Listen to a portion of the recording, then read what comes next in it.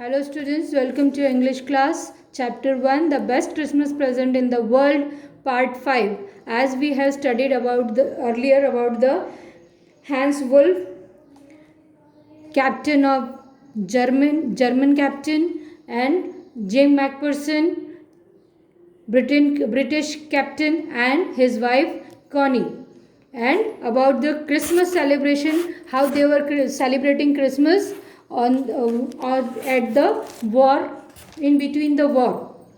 Now we will continue. Then someone I don't know who bought out a football.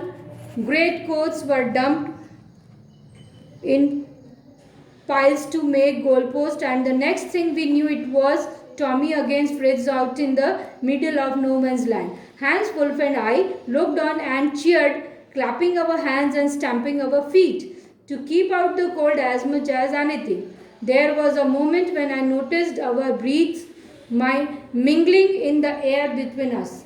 He saw it too and smiled. Jim McPherson, he said after a while, I think this is how we should resolve this war. A football match, no one dies in football match. No children are orphaned or no wives become widows. I had preferred cricket, I told him. Then we Tommies could be sure of winning probably. We laughed at that and together we watched the game. Sad to say, Connie Fritz won 2-1, but as Hans Wolf generously said, our goal was better than theirs, so it wasn't quite fair. मैं नहीं जानता जिस समय हम लड़ाई के मैदान में हम रम पी रहे थे, हम नाच रहे थे, मीट खा रहे थे, शेयर कर रहे थे, उस समय कोई बीच में से, मैं नहीं जानता वो कौन है, कि वो फुटबॉल ले आया और बड़े कोटों के ढेर लगा कर उन्होंने गोल के खंबे बनाए। और अगली बार जो हमें पता चली वो ये थी कि उन्होंने सरहद के बीच में फ्रिज विरोध टॉमी, फ्रिज वर्सेस टॉमी का उन्होंने एक मैच रखा था। हैंस वुल्फ और मैं हाथों से ताली बजाते हुए, अपने पैरों से स्टंपिंग पटकते हुए, सर्दी को दूर भगाते हुए हम देख रहे थे, और उनकी जय घोष या वो जो एक दूसरे को चीयर अप कर रहे थे उसको हम सुन रहे थे। एक पल ऐसा भी आया जब मैंने देखा कि हमारी सांसें हमारे बीच जो हवा थी उसमें मिल गई थी। उसने भी ये देखा और मुस्कुराया। जिम मैकफर्सन थोड़ी देर बाद उसने कहा कि मेरे विचार से इस तरीके से हमको युद्ध को समाप्त कर सकते हैं। इस तरीके से मतलब इनका है कि फुटबॉल मैच खेल करके। फुटबॉल में कोई नहीं मरता है और न तो कोई बच्चा अनाथ होता, न ही कोई औरत विधवा होती है। तो बदले में मैंने उससे कहा कि मुझे क्रिकेट अधिक पसंद है, और शायद अगर क्रिकेट होता तो हम श्योर थे कि हम क्रिकेट मैच जीत जाते। हम इस पर हंस पड़े और हमने साथ साथ में मैच देखता। पर कहते हुए मुझे बहुत खेद हो रहा है या दुख हो रहा है कि हम 2-1 के इस मुकाबले में वो हमसे जीत गए और हम उनसे हार गए। लेकिन उसके बावजूद भी हैंस वुल्फ ने बड़ी उदारता से कहा कि हमारा गोल जो है उनके गोल से अधिक चौड़ा था, इसलिए वो बिल्कुल भी इस बात के लिए निष्पक्ष हैं या वो इसके लिए ज़्यादा खुश नहीं है। The time came and all too soon when the game was finished. The snaps and the rum and the sauces had long since run out, and we knew it was all over. I wished Hans well and told him I hoped we would see his family again soon, that the fighting would end and we could all go home. I think that is what every soldier wants on both sides. Hans Wolf said. Take care, Jim McPherson. I shall never forget this moment, nor you. He saluted and walked away from me slowly, unwillingly. I felt. He turned to wave just once and then became one of the hundreds of grey-coated men drifting back towards their trenches. That night, back in our dugouts, we heard them singing a carol, and singing is quite beautifully. It was style-matched Silent Night. Our boys gave them a rushing chorus of While Shepherd Watched. We exchanged carols for a while and then we all fell silent. We had our times of peace and goodwill, a time it will treasure as long as I live. Dearest Connie, by Christmas time next year this war will be nothing but a distant and terrible memory. I know from all that happened today, how much both armies long for peace. We shall be together again soon. I am sure of it. Your loving Jim.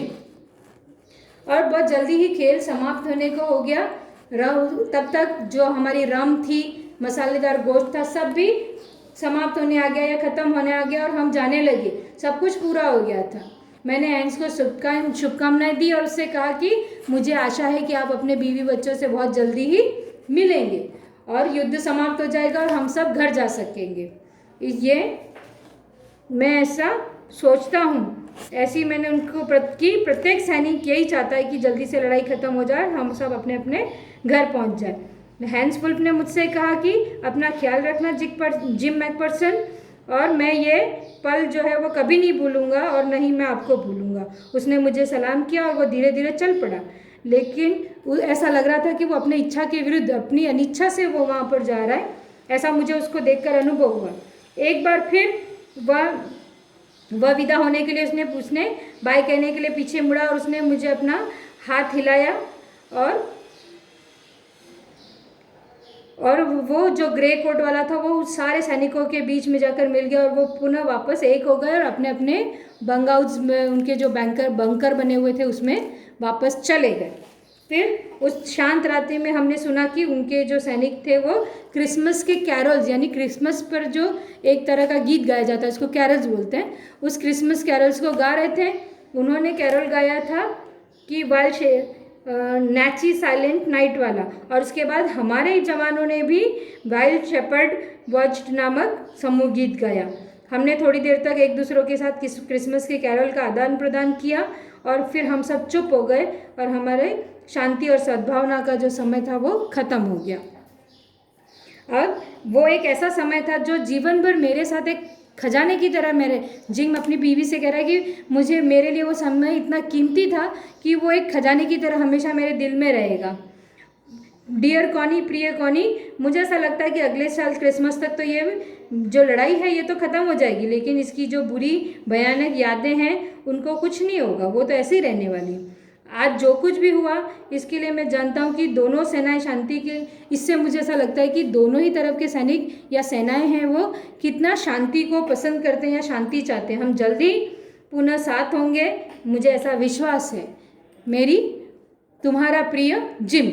ऐसे करते हुए यहाँ gym का letter जो है वो ख़त्म हो जा रहा है, उनका जो पत्र है वो ख़त्म हुआ। इसके नेक्स्ट पार्ट जो है हम इसके आगे का हिस्सा हम नेक्स्ट पार्ट में पढ़ेंगे। We will continue in the next part. Okay, good bye.